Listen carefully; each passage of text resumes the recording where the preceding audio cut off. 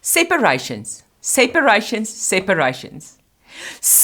In this time that we're living in, there's so much division.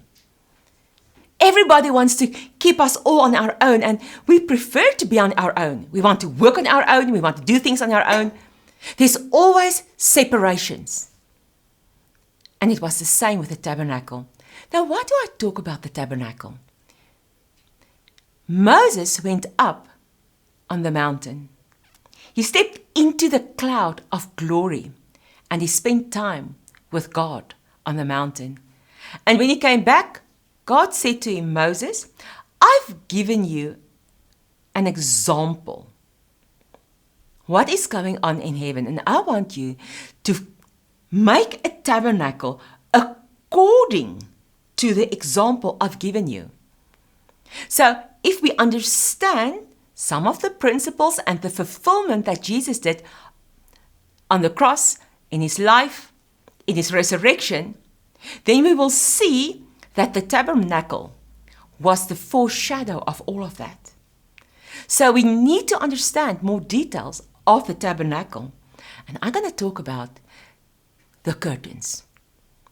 Oh, Renee, there's so many curtains. What are you going to talk about? I want to talk about the veil, the separation between the holy place and the Holy of Holies. That one curtain that nobody could penetrate except the high priest once a year. That curtain was so thick, but that was the place that God met with the high priest to give answers, to give direction. The high priest always had to come to the altar of incense, stood in front of the veil, and then God will speak to him. But there was always this veil that nobody could penetrate. Everybody was too afraid to penetrate because the power of God was so heavy in that Holy of Holies. I want to leave this question with you today. I'm not going to answer that. If you want to know more, just ask. How did the high priest enter that veil? Just think about that. In the one hand, he had the censer with the altar with incense, and on the other hand, he had blood of the bull that he had to sprinkle. How did he penetrate one solid, thick curtain? Just think about that. So there's a high priest in front of this curtain. But then we read in Hebrews that Jesus is our great high priest. Let me quickly confirm this great high priest. You read about the order of Melchizedek. That's the first priesthood that came to Abraham, and that was for everybody, the order of Melchizedek. He was the king of peace, but he was also the king of Salem. But he was the priest of the Most High. Then you get another priest order, the order of Aaron, where you've had a high priest and you've got all the priests. And then Jesus came and he became the great high priest according to the order of Melchizedek.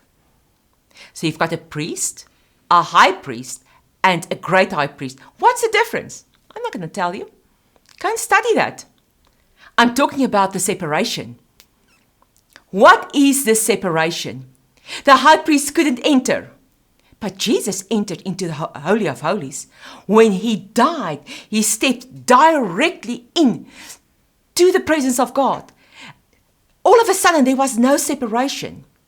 It was because Jesus' body was that veil. Let's read Matthew 27, verse 51.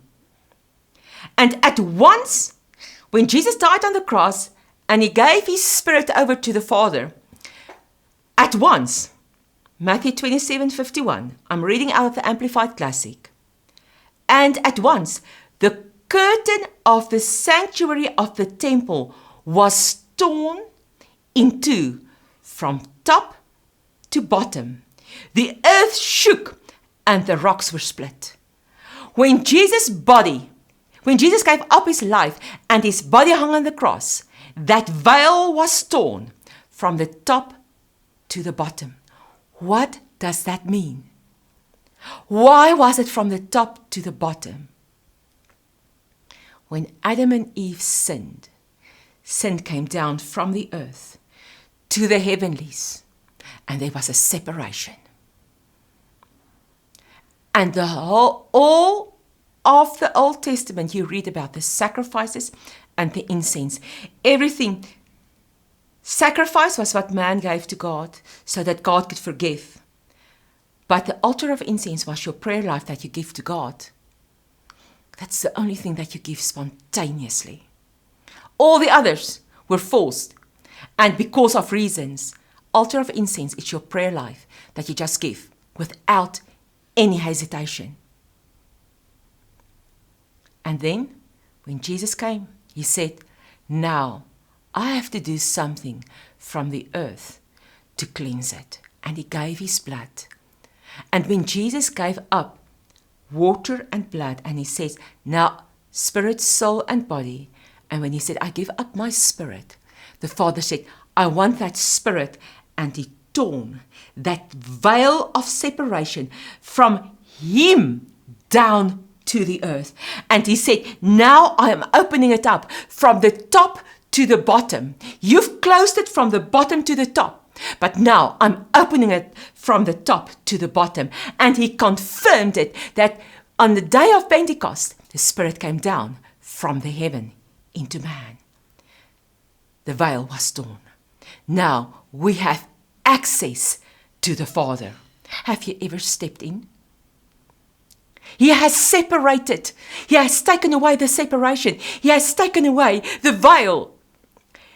God himself took it away so that you can step in. Have you ever stepped in? You can. You don't need to be like the Israelites standing outside and waiting for the high priest to come out. Jesus died. The veil was torn. And 3 days later, Jesus stepped out and said, the earth hath been shaken twice. It's a witness. When I died, there was an earthquake. And when he stood up, there was an earthquake. A witness, a union of what has happened on earth is being destroyed. And now we can step in because the separation, the curtain, has been taken away. Have you ever stepped in? I want to welcome you to step in. What a beautiful place it is to step in. What a peaceful place. What a powerful place it is. A place where everybody respects one another, serve one another, and worship the King of Kings and the Lord of Lords. The separation between you and God has been taken away. The veil is not there. Step in to the presence. I invite you today. Step in. And you can only step in by having communion with the Father. I bless you today with communion with the Father. I bless you today with the freedom to step in. The veil, the body, has been taken away.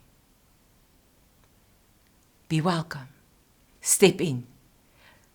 The Father is waiting for you. Shalom.